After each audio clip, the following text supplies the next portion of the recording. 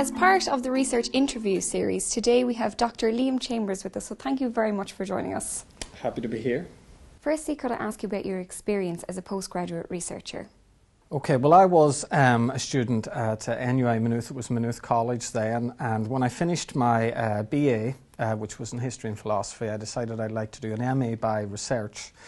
And I was very interested at the time, and I still am, I suppose, in late 18th century Ireland, 1790s Ireland particularly, and the whole process of politicisation where radical politics impacted on the lives of ordinary people. And I was interested in looking at how that worked, and there was a certain amount of work going on at the time in that field, which was very influential, but nobody had looked at County Kildare, and Kildare experienced radical politics in a fairly dramatic way, leading up to the 1798 rebellion.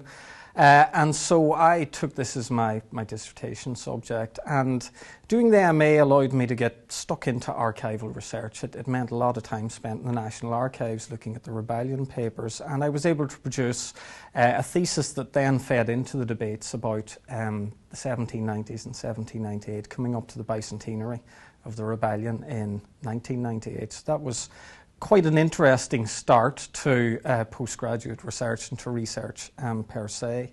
When I finished my MA, I had the opportunity to go to France for a year to begin doctoral studies. So I went and worked in Paris as a PhD student for a year. Since I was in Paris and since I was still interested in Irish history as well, I decided to look at the history of Irish migration to France in the early modern period. And for my PhD, I studied a character called Michael Moore, a Catholic priest, educationalist, somebody very closely associated with the University of Paris, who also produced work of scholastic philosophy in the very late 17th and early 18th centuries. And I used Moore's life essentially to provide a kind of case study of Irish migration to Paris, to France, and also to Italy, because he spent a short period of time there in the 1690s, to provide a case study of that Irish migrant experience, especially the experience of Catholic priests, of intellectuals. Moore's life and that research opened me up to a whole world then of possibilities, because it took me into French archives, it took me, not so much, but it did take me into Italian archives as well. It took me to places like the Vatican Library and the Vatican Archives, which obviously opened up all kinds of new things and new ideas. So it was a neat progression from Irish history into Irish history in a continental European context. Could you tell me about some of your current projects? Okay, well, my PhD research opened up possibilities in a burgeoning field of Irish history, sort of the Irish in Europe experience. So this is the history of Irish, as they used to be thought of, exiles in continental Europe, especially Irish Catholic exiles. I think it's thought now more in terms of Irish migration to continental Europe in the early modern period. And the natural thing to do coming out of PhD research in a very specific case study was to take a bigger group. So over the past number of years, I've been looking at the history of the Irish colleges in Paris. And the Irish colleges were institutions established at the end of the 16th century, essentially to provide for the formation and the education of Irish Catholic priests, but also for lay Irish Catholics as well. And the Irish College in Paris traces its roots back to 1578. So it is in fact one of the oldest academic or educational institutions which still has some kind of existence. It still exists today in a slightly different form. So I've been looking at the history of the Irish College in Paris from 1570s through to the end of the 20th century. Now, the really fascinating period is probably the period in the mid-17th through to the 18th centuries, when the Irish College in Paris is probably the single most important intellectual institution for Irish Catholics, either at home or abroad. But the Irish College survives into the 19th century as well. It becomes, from about the 1820s on, essentially a seminary for Irish Catholic priests that plays a more significant than hitherto appreciated role, I think, in the formation of the Irish clergy in the 19th and then in the 20th centuries.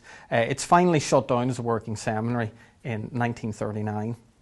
And it reinvents itself, I suppose, slowly after the Second World War as something else. And today it's a cultural centre. It's the Irish Cultural Centre in Paris. So by looking at this institution over the long term, over more than 400 years actually, I'm able to talk about not just the college itself in an institutional context, but I'm trying to look at the college in terms of how it catered to the network of Irish migrants who arrived in Paris from the 1570s onwards. And by the 18th century, in some ways Paris is the capital of Catholic Ireland. This is this famous description in the late 19th century, and there's some truth in that.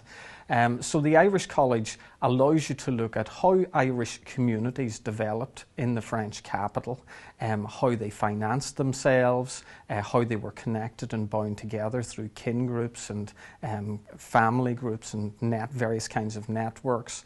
And it allows you to look at the intellectual development of Irish Catholicism, because much of the intellectual development of Irish Catholics occurred actually on the continent in the early modern period, and Paris is right at the centre of that, especially in the 17th and the 18th centuries.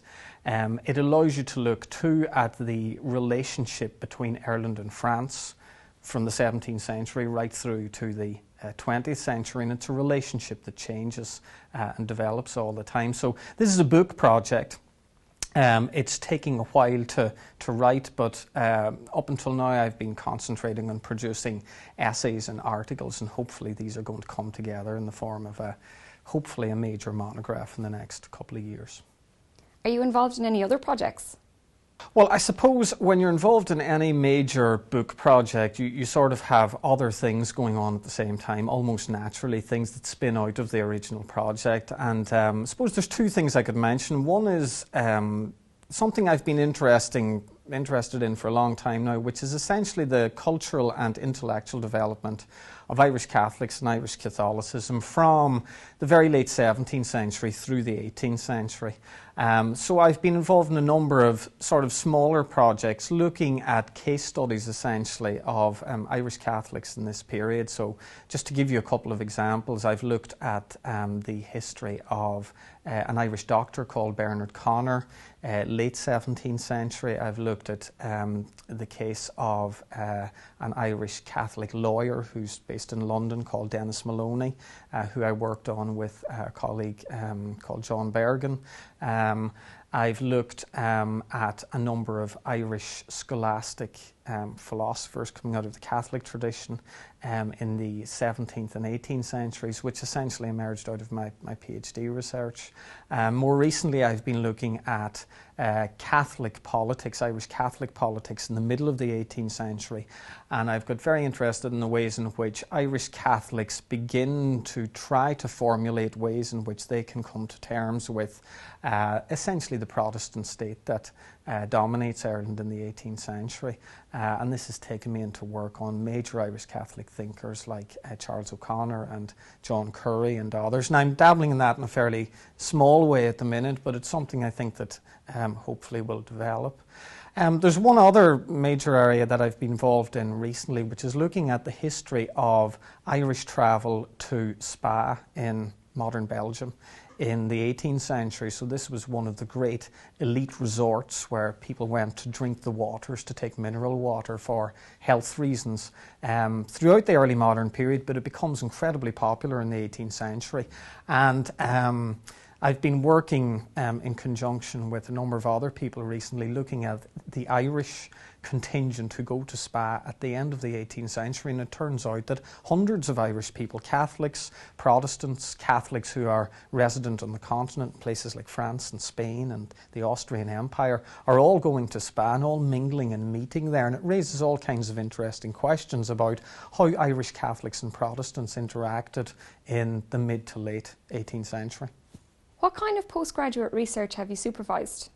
Well, over the last few years, I've been fortunate enough to supervise a number of people undertaking taught MA theses, research MAs and one PhD as well. And I suppose in general I've been able to supervise people working on topics in the late 18th century.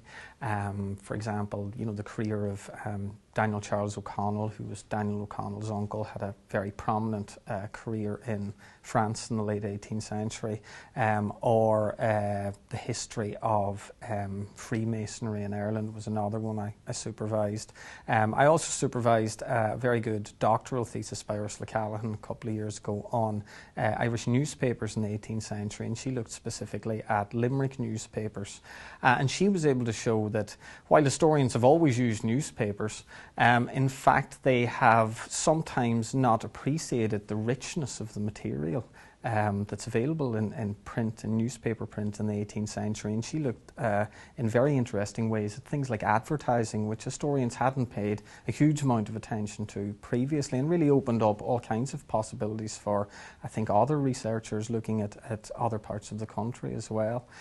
And the one other area in which I've done a little bit of supervision is looking at migration history generally, and I've supervised some work on the early modern period, but also on the 20th century, and I think there are all kinds of possibilities now in migration history, which takes us out of Irish history narrowly defined and takes us into what you could call a sort of transnational perspective on Irish history. Finally, what advice would you give to postgraduate researchers? Well, there's a couple of things I'd probably say to people starting out. The first is very obvious, and that's to get stuck into archives and primary sources. I mean, sometimes people have a fairly good idea of what they want to do, but they hold back a little bit from the archives themselves, and they want to read around before they dive in there. And I think it's a good idea to just get stuck into the archives, because it's only as you spend more and more time in archives and dealing with primary sources that you learn how to deal with them. And you'll make mistakes, but those mistakes will stand to you ultimately, and you probably won't make them a second time. A second thing I'd advise people to do is to attend conferences. To listen to people presenting in their research, because that's where you'll hear the latest ideas. That's where you'll hear ideas being tested out, usually for the first time.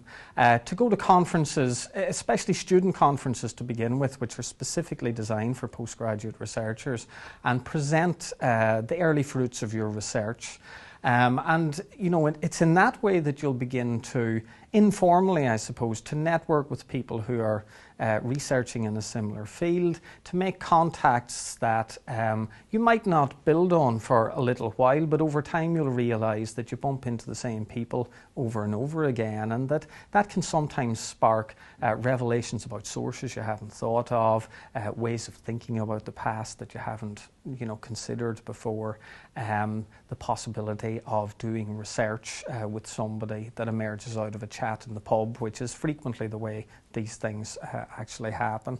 And the third thing I'd advise is to write, and to write frequently. One of the problems with doing research is that the research is so fascinating usually, and historians love generally the archival aspect of it, that you can get caught up in the archives to the exclusion of actually doing the writing. It's something that all of us struggle a little bit with, I think. So it's a good idea to get your ideas about what you're reading down on paper, and those will develop then over time. There's this adage about writing early and writing often, and sometimes it's difficult to write early, but when you do get into it, writing often is a very good idea. Liam, thank you very much for joining us today. We really appreciate it. Thanks very much.